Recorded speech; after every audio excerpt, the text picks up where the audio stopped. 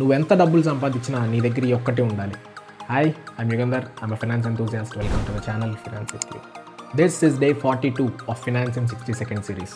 అదేంటంటే insurance. Insurance నీకే కాదు, నీ ఫ్యామిలీ మొత్తానికి ఒక ప్రొటెక్షన్. ఇన్సూరెన్స్లో చాలా టైప్స్ ఉన్నాయి. ఫర్ ఎగ్జాంపుల్కి హెల్త్ ఇన్సూరెన్స్. నీకు ఏదన్నా ఎమర్జెన్సీ వచ్చి హాస్పిటలైజ్ అయితే A to Z ఖర్చులు మొత్తం ఇన్సూరెన్స్ వాళ్ళు చూసుకుంటారు. నెక్స్ట్ది టర్మ్ ఇన్సూరెన్స్. నువ్వు కనుక నీ ఫ్యామిలీలో ఎర్నింగ్ పర్సన్ అయి ఉండి నీకు టర్మ్ ఇన్సూరెన్స్ ఉంటే నువ్వు అన్ఎక్స్పెక్టెడ్గా ఎక్స్పైర్ అయితే నీ ఫ్యామిలీకి లంసమ్గా కొంత అమౌంట్ ఇస్తూ మంత్లీ ఒక ఫిక్స్డ్ అమౌంట్ కొన్ని మంత్స్ వరకు ఇస్తారు.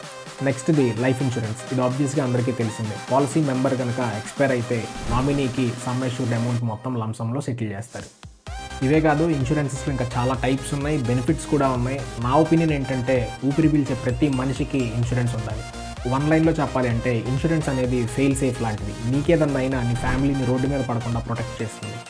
ఈ వీడియోని మాత్రం మీ ఫ్రెండ్స్ అందరికీ షేర్ చేయండి. See in the next one. Signing of.